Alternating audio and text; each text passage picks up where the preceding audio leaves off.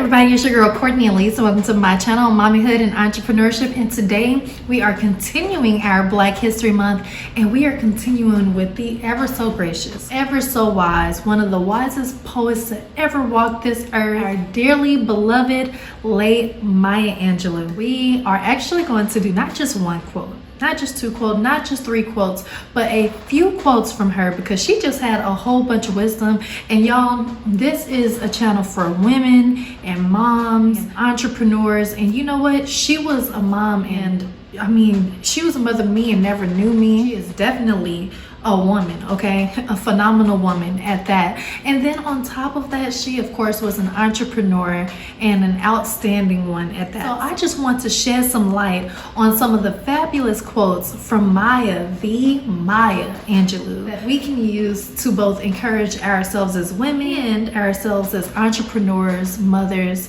whatever it is. You can really use these quotes to help any part of your life move forward. So the very first quote: my mission in life is not merely to survive, but to thrive, and to do so with some passion, some compassion, some humor, and some style. Y'all, when I think about this quote, it's just like, don't just be existing. Don't just be existing. Put some stank on it. Put some flavor on it.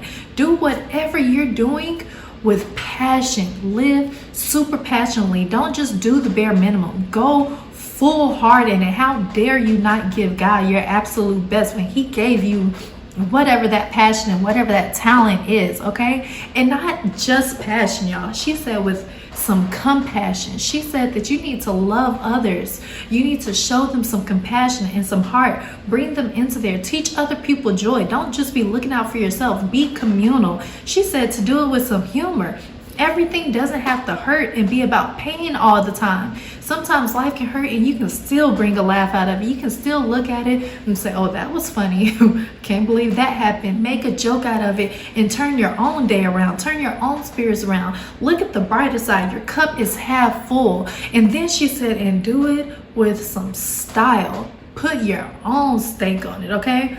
It doesn't have to be like anybody else. It doesn't have to be somebody else's style. You don't have to copy everybody else. You can learn from other people and then make it your own and just shit up, okay? We want to see how you look in your business. We want to see how you do things as a mom. We want to see the kind of Christian you are. We want to see the kind of woman you are, okay? All right, so the very next quote: success is liking yourself, liking what you do, and liking how you do it. So this is in mass connection to that last quote. Oh my goodness. Not only should you do it with passion, compassion, humor, and style, but actually liking what you do. Don't just do something. Do something that's going to bring fulfillment to your life, that's going to give you joy, that you are going to be happy doing, okay? Something that you would be willing to do for free because it just makes you happy inside. It either makes you happy because you've always wanted to do it, or you realize that you're really good at it, or you love how it makes other people feel, or something about it just brings you joy and a spark, okay? And then she said liking how you do it. So not only doing what you want to do. You know, there are some actors who get out there and they loved acting all of their lives, but then they feel that they are forced to do things in ways that they didn't want to do it. You know, some actors don't feel comfortable showing their bodies on screen, and some actors do. And then some actors feel like they're pressured into it. Well, do it how you want to do it. You are in control of your own life. You are in control of your own destiny and your own path. Everything in this life is about choices. So you can have control over how you do what you do. Giving it that passion and giving it that style and that grace and giving it that force and loving and liking what you do and how you do it. You have to like what you do, and you have to like and know how you want it to be done. Our next quote: there is no greater agony than bearing an untold story inside of you. So what she's saying right here, I think is pretty plain and clear. What she's saying right here is you are not doing yourself justice.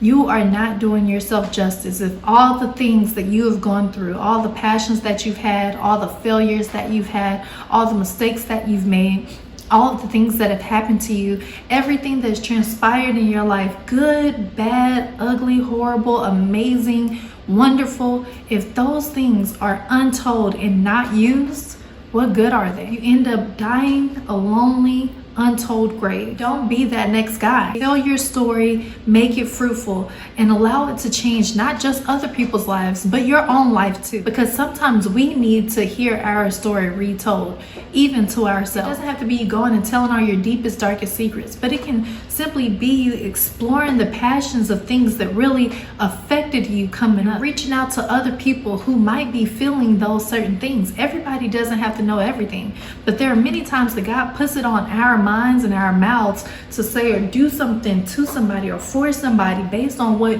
we have experienced, or even for ourselves, and we just don't do it. Be courageous. Tell your untold story. Find out from God exactly how He wants you to do that. Oh, and I love this next quote from Miss Maya Angelou. She said, if you don't like something, change it. And if you can't change it, change your attitude, but don't complain. Y'all, I do not like when people complain all the time. I don't like it. I understand that we have to. I complain. I have friends who complain. We vent to each other. But at the end of the day, some point, you have to stop complaining and being grateful.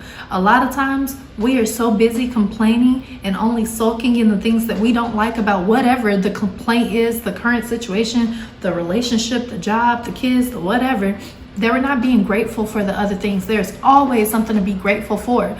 If you don't like something, change it so that you don't have a reason to complain.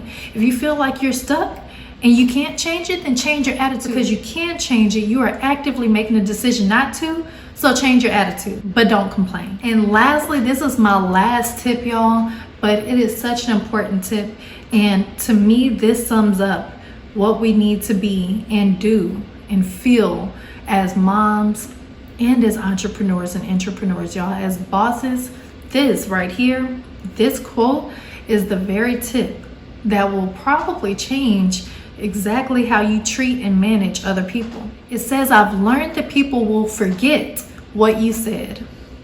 People will forget what you did, but people will never forget how you made them feel. A lot of times we do things not realizing that what we are doing, saying, being, whatever, looking, facial expressions, we do things that affect other people. And sometimes if we just lived with a little bit more compassion, whether it's our children, our mates, employees, our customers, we really worked to make sure that people felt better. Your business would grow, your house would be more peaceful, your community would prosper, you would prosper. Because guess what? This even applies to you. You know how people made you feel. You know how you allow yourself to feel. You know the effect that you have on yourself. You will never forget how someone makes you feel. So be the better person to someone else. And remember how you make them feel. Be compassionate to their feelings. Well, those were all of my quotes.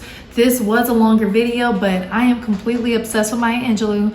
I love poetry. I am a behind closed doors poet.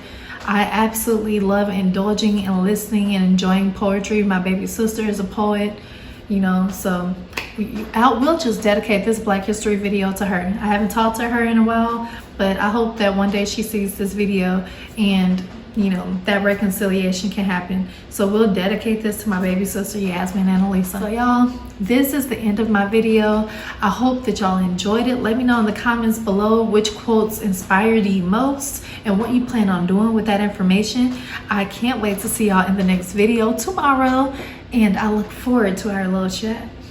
Ciao.